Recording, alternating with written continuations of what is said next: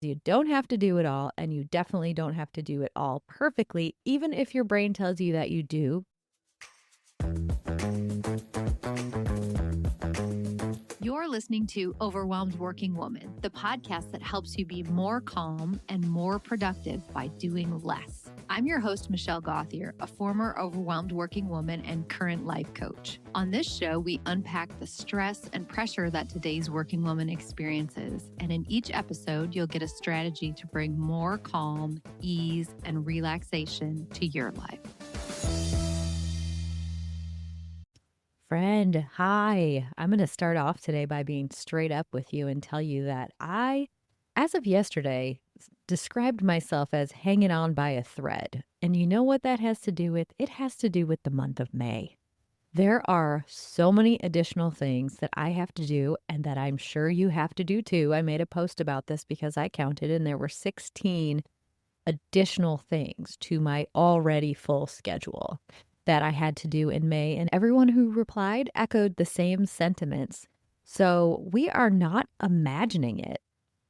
I got all my podcast stuff ready to record this podcast for you. And I thought to myself, I can't. I've got to take a nap before I can even record this podcast. I am straight up exhausted. So I just had to lie down. Not only did I have to take a nap before I could record this podcast, but also I didn't meal plan this week because I didn't have time. And what that has meant is that I have had to order delivery for lunch. One day I had delivery lunch and a protein bar for breakfast and dinner. How's that? I don't think I'm hitting all my macros with that plan. So if you're feeling like I am and you're just barely hanging on, this podcast is for you. It's going to be short. I'm going to tell you why May feels so overwhelming, one mindset shift that can help you calm the chaos, and then give you some practical do less tips that you can use this month. Let's dive in. Okay, let's just call it what it is. First of all, the craziness of May is real, and also you're not alone. It's like school events, sports tournaments, graduation parties, field trips. In case I had a couple work deadlines that I had to do too. I'm helping my older son study for finals. It's just sort of nonstop around here. The logistics and emotions and all of the things that have to happen in May is like Olympic level stuff. And then there's the part where we have to show up at work and still be a thoughtful partner and maintain friendships and remember to buy end of year teacher gifts. And oh my gosh, if you are a teacher and you're doing all of this both from the side of being a parent and the side of being a teacher, you're amazing. Hang in there. So I think it's really important for us to just remember, and you've probably heard this from me before, but it's no wonder that we feel overwhelmed because this is a really high volume month for invisible labor. You're carrying around more than most people can see. Probably another mom is the best person if you want to really be seen and understood. So if you feel like you're barely holding it together, you're totally normal. Okay, the second thing I want to talk about is a mindset shift for you to consider, and that is that good enough is good enough. And this is the point where I want to offer you some relief from everything that's going on this month, because you don't have to do it all, and you definitely don't have to do it all perfectly, even if your brain tells you that you do, because you would prefer to do everything A+. This is a great month for B-.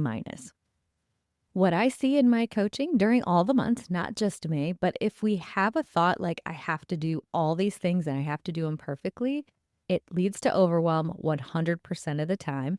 And when you're overwhelmed, you do basically nothing. You sit and spin in overwhelm, not knowing where to start or what to do first.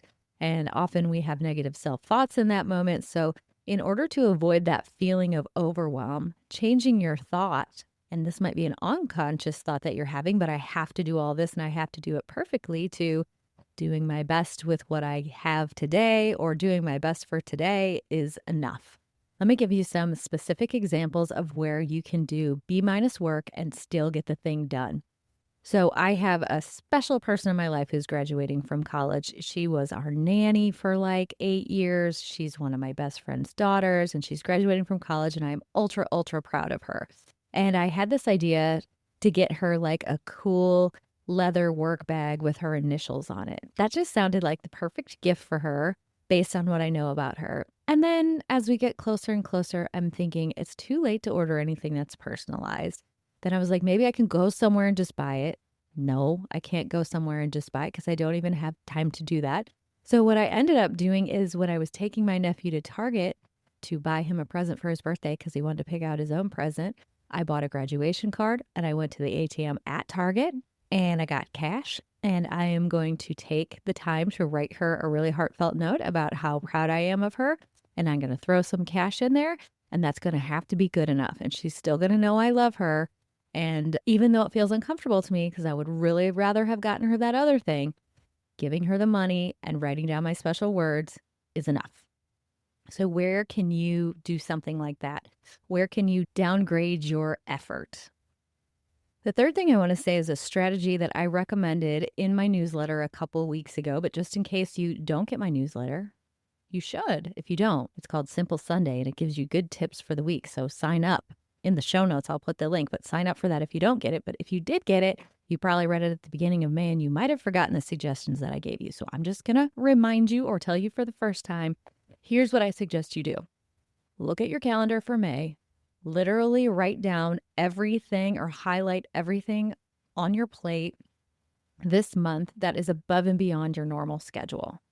Look at the whole list of those things and ask yourself, what can I let go of without feeling guilty? I was talking to another mom yesterday. She was telling me that her son has 2 different hockey tournaments this weekend and that he has a total of 8 games. And she said, I just cannot believe I have to go to 8 games. And what we talked about was, do you really have to go to 8 games? Could you go to 5 games or 2 games? You know, could you split with your partner, with his dad? So think about that for you. Just because it's on your calendar or your to-do list doesn't mean you have to do it. See if there's something that you can cross off. I'm crossing off going to my daughter's horse lessons. She likes for me to stay there and like video her and just be with her. And I have to cross that off during this time because I'm helping my other son study for finals. Not my other son. I only have one son. I'm helping my son study for finals. So I have to cross off my daughter's horse lessons. So now you have your remaining things. Look at those and see how you can simplify them. Can you make things easier? Can you batch errands like how I was taking my nephew to Target and I got the graduation cards and also one for the handsome man friend's son who's graduating too and went to the ATM while I was there. Can you batch your errands? Can you ask for help? I just texted my dad and asked him if he could take my daughter to the orthodontist on Monday because I don't think I can swing it. So after you've made your list, crossed things off and simplified or made those tasks easier or made a plan to do B- work, then we're left with the essential tasks and we have a toned down version of them. But I think it's just most important to remember that May does have a last day. May 31st will be here before we know it and we'll be into summer. And hopefully things will be much more relaxing for you. But for now, I just want to remind you that you're enough. You're already enough. You have been enough in every month of the year so far. And that I know if you're a person who listens to this podcast, you like to try your best at everything and you're doing a great job. Have a great week. I'll see you on Thursday.